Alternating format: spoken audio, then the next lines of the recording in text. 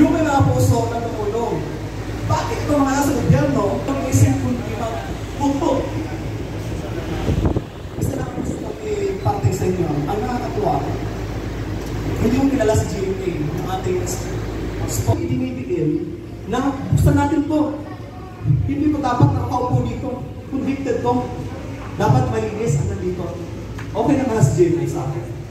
Okay?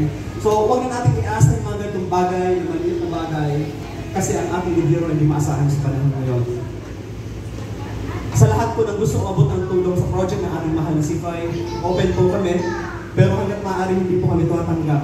For 5 years na ang CFI, hindi kami tumatanggap ng pera para maging tulay, para ibigay din doon sa tulong. No, hindi kami tumatanggap, pero tumatanggap kami ng mga advice kung ang dapat gawin dahil ang pera na nalilitob, kung meron na kami nakukuha, ito ay binibigay din namin sa labas. Lalo na yung mga student natin, yung mga binabayad nyo sa ating tuition fee, doon na pupunta yun sa ating once again, at supportahan po patuloy ang ating mahal na CFI. Okay, back to you. Tayong information number, taon-taon na namin itong ginagawa. This is the Dayang Dayang. It's a Muslim dance, means princess of the first degree. A little given only to the daughters of Sultan. This dance is originated in southern Philippines.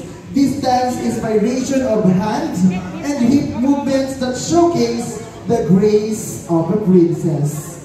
Tawagin na po natin ang ating princess this afternoon who will dance the Dayang Dayang for us. And to everyone who want to extend their help para sa patuloy na pagaling ng ating tinulungang bata sa Sargey, maaari po kayong magbigay sa mga bukas palad na gusto magpabot ng inyong tulong. Ang inyong tulong ay maaaring makadagdag pa at makapagpahaba ng ating kababayan. Again, palakpakan po natin for her Dayang Dayang dance.